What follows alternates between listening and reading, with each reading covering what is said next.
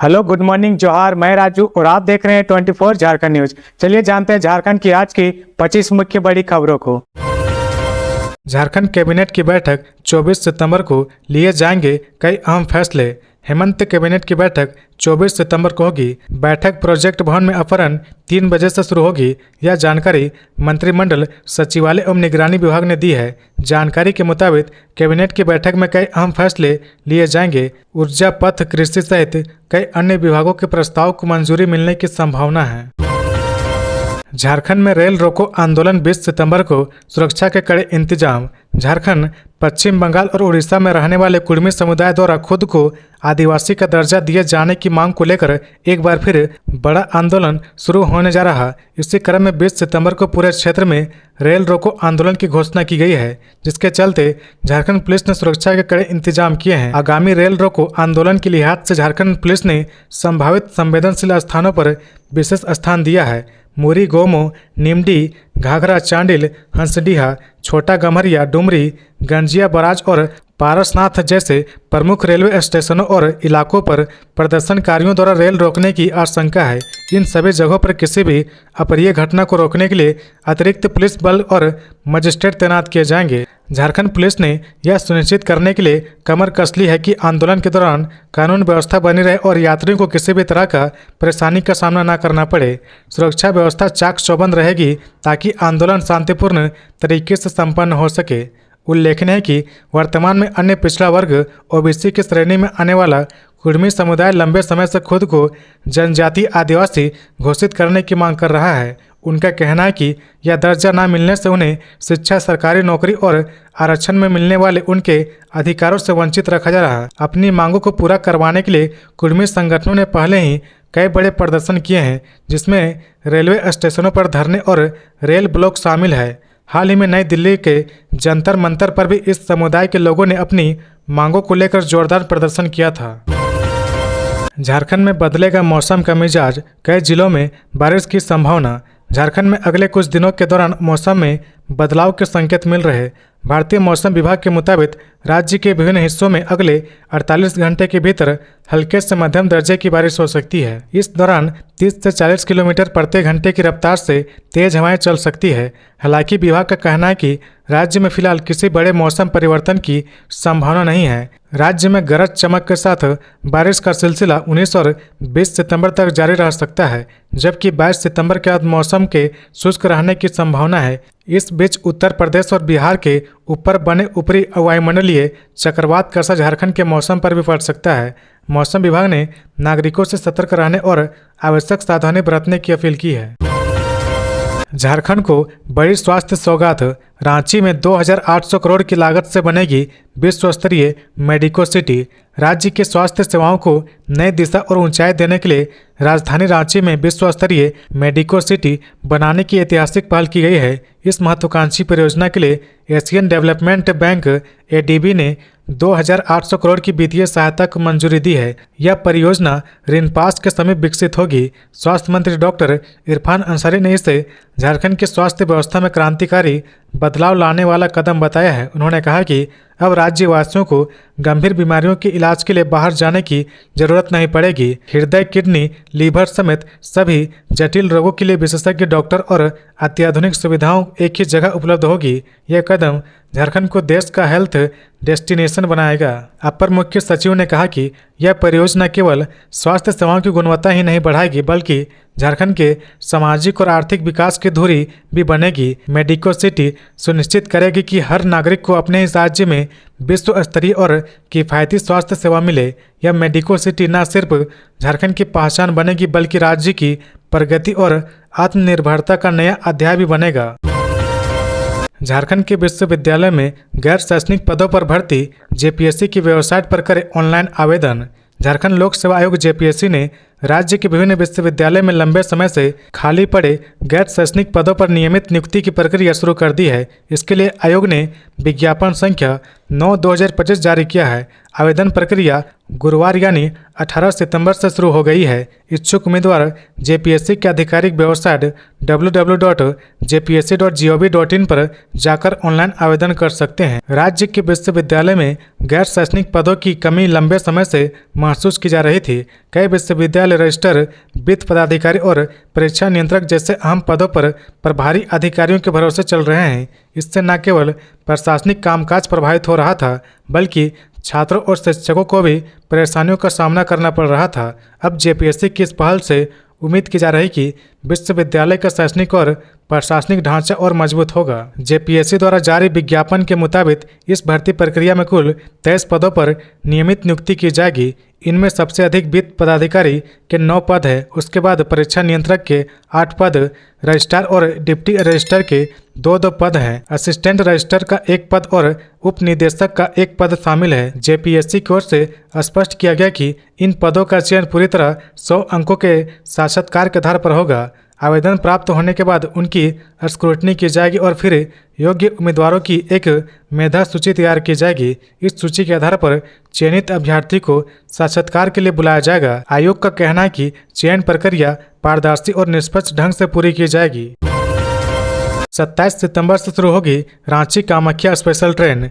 राजधानी रांची वासियों के लिए एक बड़ी खुशखबरी है। यात्री की सुविधाओं को ध्यान में रखते हुए दुर्गा पूजा, दीपावली और छठ महापर्व को लेकर railway Ranchi Kamakhya Ranchi special train चलाएगा। रांची कामाख्या साप्ताहिक पूजा स्पेशल ट्रेन 27 सितंबर से शुरू होगी। स्पेशल ट्रेन का परिचालन 1 नवंबर तक होगा। ट्रेन रांची से हर शनिवार रात 8:10 में प्रस्थान करेगी। इस ट्रेन में कुल 19 कोच होंगे। रांची कामाख्या रांची स्पेशल ट्रेन मुरी, बोकारो, धनबाद, जसीडीह, किऊल, कटिहार, न्यू जलपाईगुड़ी, न्यू बंगाईगांव, रंगिया होते हुए रविवार रात 11 बजे कामाख्या पहुंचेगी। वहीं कामाख्या रांची साप्ताहिक पूजा स्पेशल ट्रेन 29 सितंबर से 3 नवंबर तक हर सोमवार को कामाख्या से चलेगी। यह ट्रेन सोमवार रात 2 बजे कामाख्या से प्रस्थान करेगी। यह रंगिया, न्यू बंगाईगांव, न्यू जलपाईगुड़ी, कटिहार, किऊल, जसीडीह, धनबाद, बोकारो और मुरी होते हुए मंगलवार सुबह 4:40 में रांची पहुंचेगी। दुर्गा पूजा से पहले झारखंड पुलिस सतर्क, उपद्रवियों पर होगी सख्त कार्रवाई। दुर्गा पूजा और आगामी त्योहारों के लिहाज से झारखंड पुलिस ने शांति व्यवस्था बनाए रखने के लिए व्यापक तैयारी शुरू कर दी है। राज्य के सभी जिलों में पहले से चिन्हित असामाजिक तत्वों पर नज़र रखते हुए जरूरत पड़ने पर उन्हें हिरासत में लेने की योजना बनाई गई है। पुलिस मुख्यालय से मिली जानकारी के मुताबिक राज्य भर में करीब 4000 ऐसे लोगों की सूची तैयार की गई है जो पूर्व में धार्मिक आयोजनों या त्योहारों के दौरान उपद्रव फैलाने में शामिल रहे हैं। ऐसे लोगों को दंड प्रक्रिया सहायता की धारा 107 के तहत नोटिस भेजा गया है। यदि वे चेतावनी के बावजूद असामाजिक गतिविधि में लिप्त पाए जाते हैं तो उन्हें जेल भेजा जाएगा। डीजीपी अनुराग गुप्ता ने कहा कि पुलिस का मकसद किसी को परेशान करना नहीं है, लेकिन राज्य में सांप्रदायिक सौहार्द और सार्वजनिक शांति बनाए रखना सर्वोच्च प्राथमिकता है। उन्होंने साफ कहा कि ऐसे तत्व जो बार बार माहौल खराब करते हैं उन्हें बख्शा नहीं जाएगा।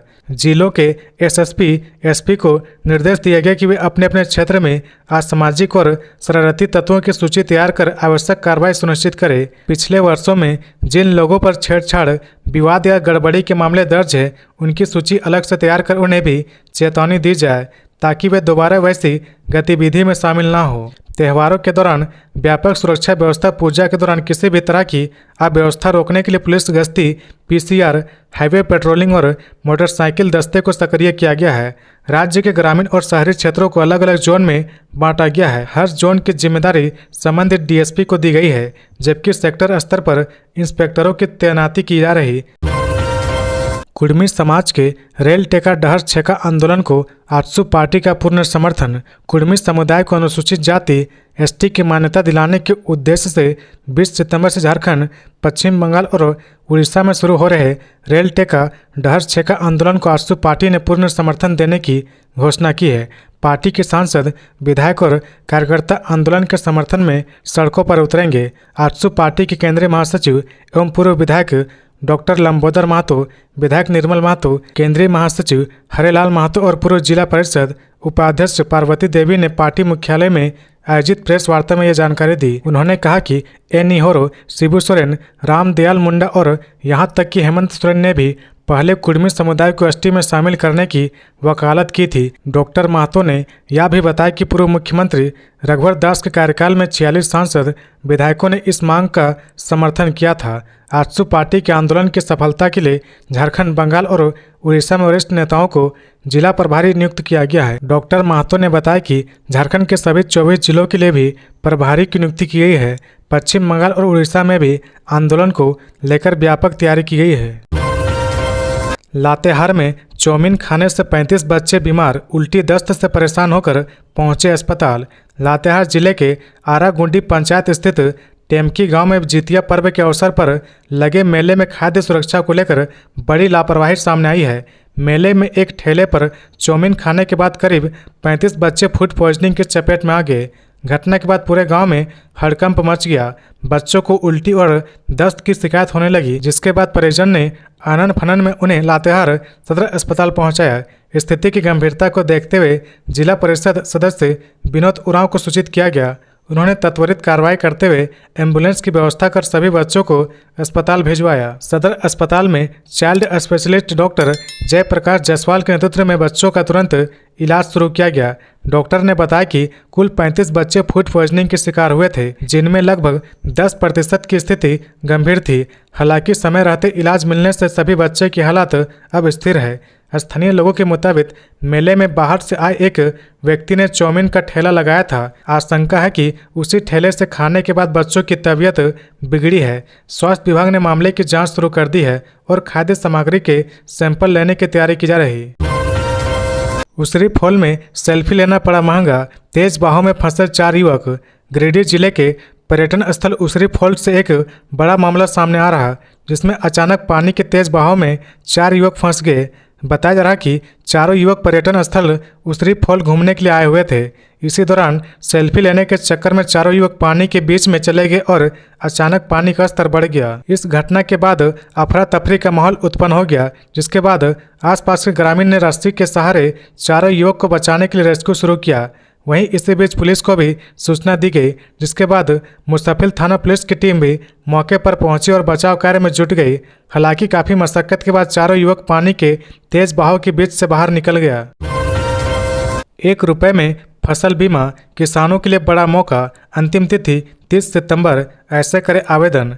रांची के उपायुक्त सह जिला दंडाधिकारी मंजुनाथ भजयंत्री ने जिले के सभी किसानों से अपील की कि वे बिरसा प्रधानमंत्री फसल बीमा योजना के तहत खरीफ 2025 के अधिसूचित फसलों अगहनी धान और भदई मक्का का बीमा अवश्य कराएं। इस योजना में किसान मात्र 1 रुपये के टोकन प्रीमियम पर अपनी फसलों को प्राकृतिक आपदाओं, असामान्य वर्षा, सूखा, कीट और रोगों से सुरक्षित कर सकते हैं। बीमा करने की अंतिम तिथि 30 सितंबर 2025 तक बढ़ा दी गई है। किसान भाई बहन नज़दीकी प्रज्ञा केंद्र या बैंक की शाखा में आवश्यक दस्तावेज जमा कर आसानी से पंजीकरण करा सकते हैं। पंजीकरण कराने के दौरान कुछ जरूरी कागजात, आधार कार्ड, खसरा खतियान, बैंक की पासबुक, भूमि रजिस्ट्रेशन प्रमाण, वंशावली, 100 घोषणा पत्र। यदि बाढ़ या सूखे से 75% से अधिक क्षेत्र में बुआई नहीं हो पाती है तो प्रत्येक बीमित किसान को उनके बीमित क्षेत्र की 25% राशि मुआवजे के रूप में दी जाएगी। यदि कटाई के बाद खेत में रखी फसल ओलावृष्टि, बेमौसम बारिश या चक्रवात से नष्ट हो जाती है तो किसान 72 घंटे के भीतर 14447 पर कॉल कर शिकायत दर्ज करा सकते हैं। फसल की वास्तविक पैदावार के आधार पर नुकसान का आकलन कर मुआवजा दिया जाएगा। उपायुक्त ने किसानों से आग्रह किया कि वे समय पर पंजीकरण कर अपनी मेहनत और फसल दोनों को सुरक्षित करें। कुआं में मिली 2 बच्चियों की शव, इलाके में सनसनी। गिरिडीह जिला में गुरुवार को एक बड़ी घटना घटी है। यहां कुआं में डूबने से 2 नाबालिग बच्चियों की मौत हो गई। शव को जब्त कर पुलिस आगे की कार्रवाई में जुट गई है। घटना सरिया थाना क्षेत्र के चिरुआ गांव की है। मृतक की पहचान इसी गांव की गुलाबसा खातून और जाहिया परवीन के रूप में हुई है। ये दोनों उत्क्रमित उच्च विद्यालय चिरुआ की छात्रा थी। रोज की तरह दोनों गुरुवार को स्कूल गई थी। इसी बीच दोपहर 1 बजे दोनों के गायब होने की सूचना मिली। तब दोनों की खोजबीन की जाने लगी। इसी बीच स्कूल से थोड़ी ही दूर स्थित एक कुआं के चबूतरा पर एक छात्रा का दुपट्टा मिला। इस पर लोगों को संदेह हुआ, तब झागर डालकर दोनों की कुआं में खोज की जाने लगी। इसी बीच पहले एक छात्रा की और फिर दूसरी छात्रा का शव कुआं से बरामद किया गया। शव बरामद होते ही परिजनों के चीत्कार से माहौल गमगीन हो गया। इस घटना की सूचना सरिया पुलिस को दी गई। पुलिस ने दोनों के शव को जब्त कर पोस्टमार्टम के लिए भेज दिया। पुलिस पूरे मामले की छानबीन में जुट गई है। सरिया थाना प्रभारी ने बताया कि कुएं में बच्चियों की शव मिली है। इस घटना की जांच चल रही है। बच्चियों के परिजन जहरुद्दीन अली ने बताया कि दोनों बच्चियां कक्षा 9 में पढ़ती थी। गुरुवार की दोपहर में हल्ला हुआ कि दोनों लापता हैं। काफ़ी खोजबीन के बाद दोनों की शव कुएं में मिली। पलामू में ट्रक ड्राइवरों से अवैध वसूली के आरोप में दरोगा निलंबित, पूरे थाने के जवान बदले। पलामू जिले में एक पुलिस अधिकारी पर नेशनल हाईवे पर ट्रक चालकों से अवैध वसूली करने का आरोप सामने आया है। इस मामले में संबंधित वीडियो सोशल मीडिया पर वायरल होने के बाद पुलिस प्रशासन हरकत में आया। जांच के बाद सब इंस्पेक्टर राजेश बैठा को निलंबित कर दिया गया। वहीं थाने में तैनात सभी पुलिस जवानों को भी स्थानांतरित कर दिया गया है। इस संबंध में पलामू के एसपी रिश्मा रमेशन को एक वीडियो प्राप्त हुआ, जिसमें कुछ पुलिसकर्मी एक ट्रक को रोककर संदिग्ध गतिविधि में संलिप्त नजर आ रहे थे। वीडियो के आधार पर उन्होंने तत्काल जांच के आदेश दिए। विश्रामपुर के एसडीपीओ आलोक कुमार के नेतृत्व में की गई जांच में पुलिसकर्मियों का आचरण अनुशासनहीन और संदेहास्पद पाया गया। जांच रिपोर्ट के आधार पर एसपी रिश्मा रमेशन ने कार्रवाई करते हुए सब इंस्पेक्टर राजेश बैठा को तत्काल प्रभाव से निलंबित कर दिया। साथ ही सर्जेंट मेजर को निर्देश दिया कि थाना में तैनात सभी गार्डों को तत्काल बदला जाए। एसपी ने आम लोगों से अपील की कि यदि उन्हें पुलिस की किसी संदिग्ध गतिविधि की जानकारी मिले तो वे बेहिचक इसकी सूचना साझा कर सकते हैं।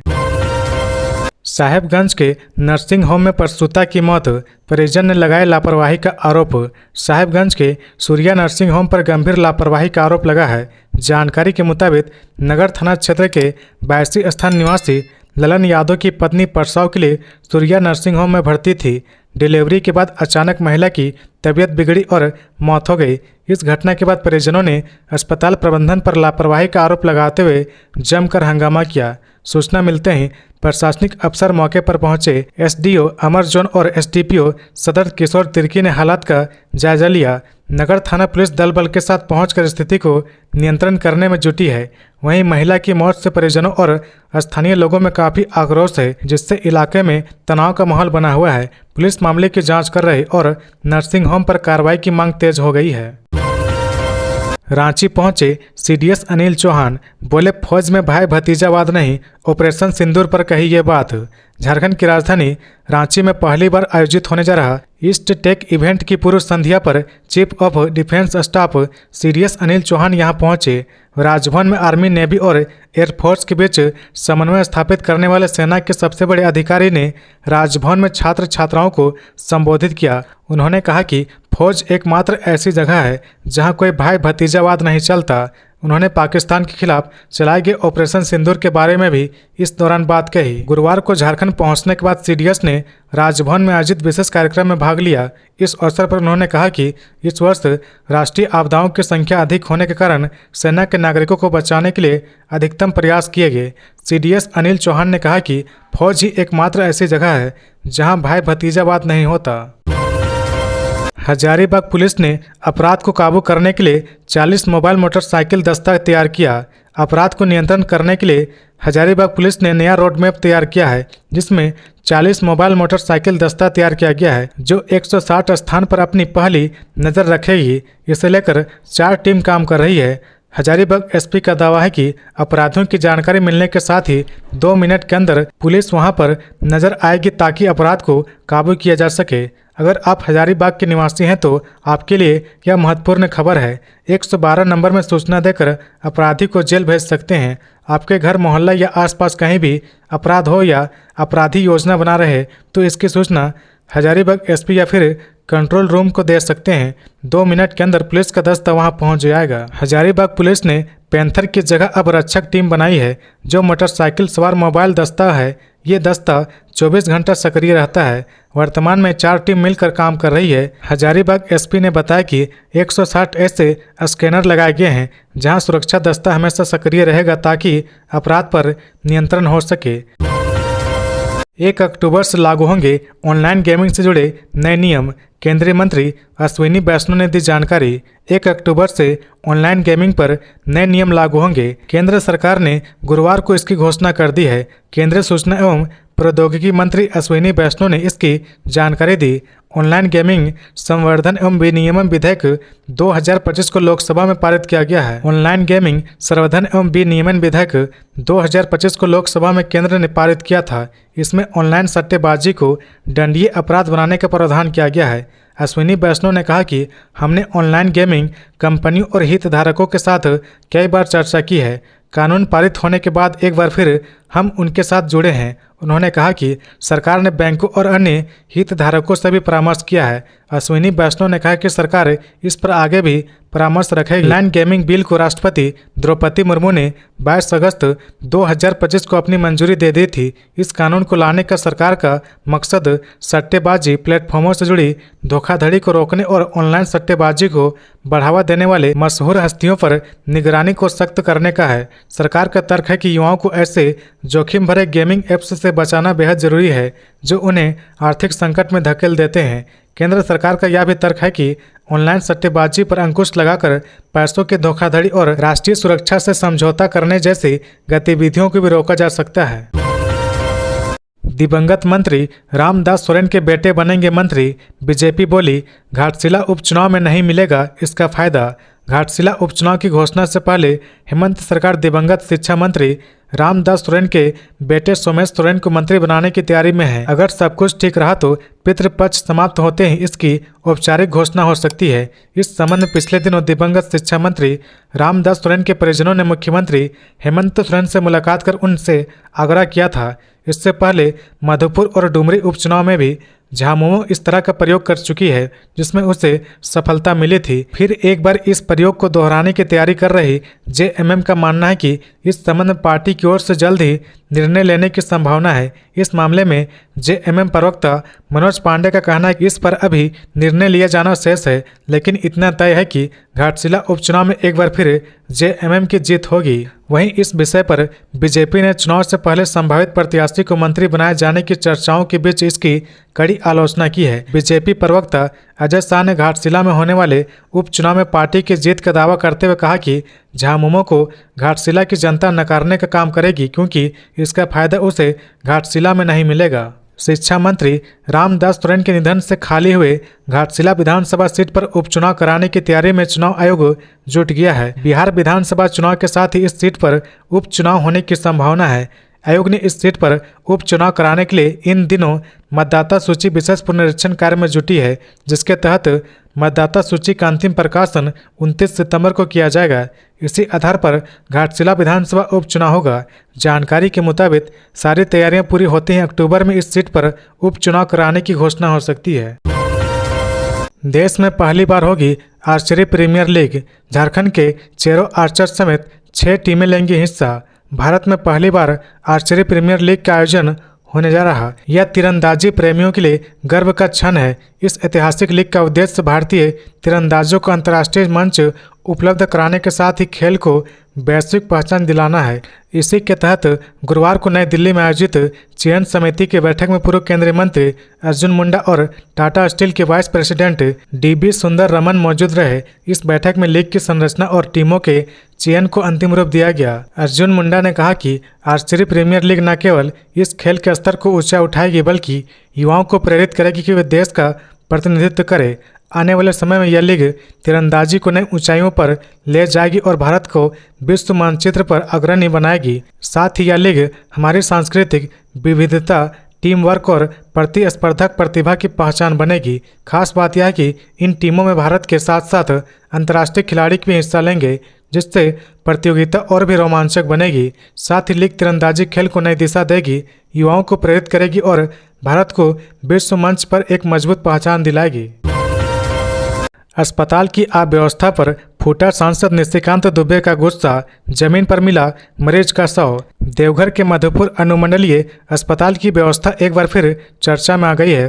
प्रधानमंत्री नरेंद्र मोदी के जन्मदिन पर आयोजित स्वस्थ नारी सशक्त परिवार कार्यक्रम में शामिल होने मधुपुर पहुंचे गोड्डा के सांसद निशिकांत दुबे ने अस्पताल का दौरा किया। इस दौरान उन्होंने वार्ड में एक मरीज का शव जमीन पर पड़ा देखा, जिससे वे विजिबली व्यवस्थित हो गए और उन्होंने अस्पताल प्रशासन की लापरवाही पर नाराजगी जताई। सांसद निशिकांत दुबे ने कहा कि शव का धर्म या जाति कोई मायने नहीं रखता, लेकिन उसे सम्मानपूर्वक रखा जाना चाहिए। उन्होंने इस घटना को राज्य सरकार और गैर स्वास्थ्य विभाग की गंभीर लापरवाही का उदाहरण बताया। गौरतलब है कि झारखंड के स्वास्थ्य मंत्री डॉक्टर इरफान अंसारी, जो जामताड़ा से विधायक है, उनका मधुपुर आना जाना लगा रहता है। इसके बावजूद अस्पताल की बदहाल स्थिति पर सवाल उठाए जा रहे हैं।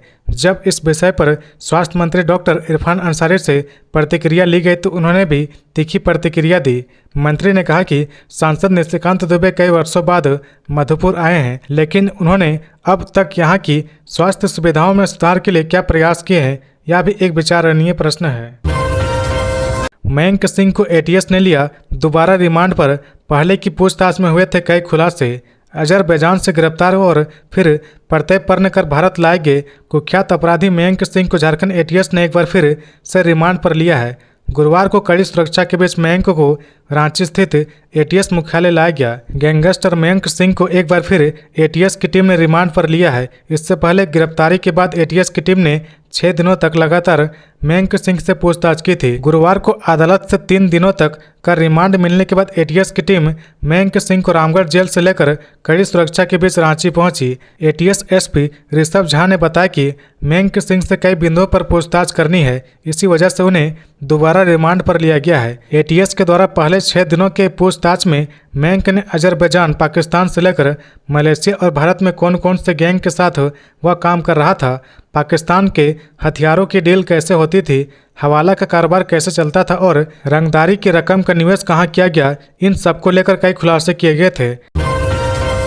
गूगल पर फर्जी कस्टमर केयर नंबर डायल करते थे ठगी, 3 साइबर अपराधी गिरफ्तार। देवघर जिले की साइबर थाना पुलिस ने गुरुवार को एक बड़ी कार्रवाई करते हुए 3 साइबर अपराधियों को गिरफ्तार किया है। पुलिस को गुप्त सूचना मिली थी कि सारवा थाना क्षेत्र के घोर पारस जंगल में कुछ युवक साइबर अपराध की योजना बना रहे। सूचना के आधार पर पुलिस ने त्वरित छापेमारी की और 3 आरोपियों को दबोच लिया। पुलिस पूछताछ में खुलासा हुआ कि ये तीनों गूगल सर्च इंजन पर फर्जी कस्टमर केयर नंबर डालते थे और जब कोई व्यक्ति मदद के लिए कॉल करता था तो उससे अलग अलग बहाने से बैंकिंग डिटेल्स और ओटीपी हासिल कर खातों से पैसे उड़ा लेते थे। पुलिस ने इसके पास से 4 मोबाइल फ़ोन और 6 फर्जी सिम कार्ड भी जब्त किए, जिनका इस्तेमाल ठगी के लिए किया जाता था। साइबर ठगों से पूछताछ पूरी होने के बाद सभी को जेल भेज दिया गया। पुलिस सूत्रों का कहना है कि जिले में साइबर अपराधियों पर लगातार निगरानी रखी जा रही और आगे भी इस तरह की कार्रवाई जारी रहेगी।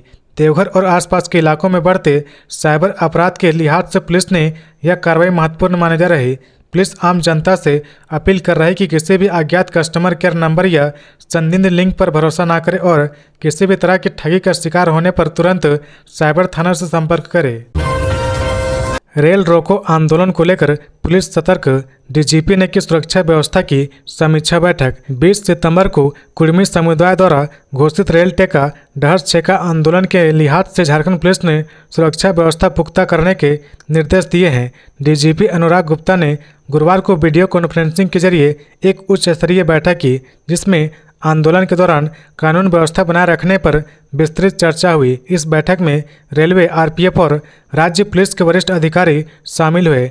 डीजीपी ने सभी एसपी को संवेदनशील क्षेत्रों और रेलवे स्टेशनों पर सुरक्षा बढ़ाने के निर्देश दिए। हजारीबाग, रामगढ़, कोडरमा, गिरिडीह, बोकारो, सरायकेला, चाईबासा, पलामू और दुमका जैसे संवेदनशील जिलों में अतिरिक्त पुलिस बल तैनात किया जाएगा। इन बलों को हेलमेट और बॉडी प्रोटेक्टर जैसे सुरक्षा उपकरणों के साथ तैनात किया जाएगा। रेलवे स्टेशनों के बाहर सीसीटीवी कैमरे लगाए जाएंगे और संवेदनशील जगहों पर ड्रोन से निगरानी की जाएगी। किसी भी अप्रिय घटना से निपटने के लिए एम्बुलेंस और दंगारोधी वाहनों को तैयार रखा जाएगा। साथ ही रेलवे पुलिस और कर्मियों के साथ समन्वय स्थापित कर खुफिया तंत्र को मजबूत करने का निर्देश दिया गया है। आंदोलन के दौरान चिन्हित नेताओं को हिरासत में लेने और संवेदनशील जगहों पर भीड़ को रोकने के लिए बीएनएस की धारा 163 के तहत कार्रवाई करने का निर्देश दिया गया है। जमशेदपुर में डीसी ने पीएम आवास योजना के निर्माण कार्य का किया निरीक्षण, समय सीमा में पूरा करने का दिया निर्देश। जमशेदपुर अधिसूचित क्षेत्र समिति द्वारा बिरसा नगर में पीएम आवास योजना के घटक 3 के तहत बनाए जा रहे बहुमंजिला भवन का निरीक्षण डीसी करने सत्यार्थी ने किया। निरीक्षण के दौरान डीसी ने निर्माणाधीन 2 टावरों में निर्माण कार्य की गुणवत्ता, प्रगति और स्थल पर उपलब्ध मूलभूत सुविधाओं को विस्तार से समीक्षा की। इस योजना के तहत निर्माणाधीन 2 टावरों में लगभग 95% कार्य पूरा हो चुका है। डीसी ने संवेदकों को निर्देशित किया कि निर्धारित समय सीमा के भीतर शेष कार्य पूरा किया जाए ताकि लाभुक को शीघ्र आवास उपलब्ध कराया जा सके। उन्होंने कहा कि यह परियोजना शहरी गरीब परिवारों को सुरक्षित और सम्मानजनक आवास उपलब्ध कराने के उद्देश्य से संचालित की जा रही है और इसमें अब किसी भी प्रकार की देरी नहीं होनी चाहिए। निरीक्षण के दौरान डीसी ने निर्माण स्थल पर मजदूरों की सुरक्षा सुनिश्चित करने, कार्य के दौरान सुरक्षात्मक मानकों का पालन करने और न्यूनतम मजदूरी का भुगतान नियमित रूप से करने का निर्देश दिया। तो ये थी आज की झारखंड की टॉप बड़ी खबरें। इसी तरह झारखंड की हर छोटी सी बड़ी खबर देखने के लिए आप हमारे चैनल 24 झारखंड न्यूज को सब्सक्राइब करके बेल आइकन प्रेस कर ले, जिससे झारखंड की हर छोटी सी बड़ी खबर की अपडेट आप तक पहुंचता रहे। तो आज के लिए बस इतना ही, हमें दीजिए इजाजत, फिर मिलते हैं नेक्स्ट न्यूज में।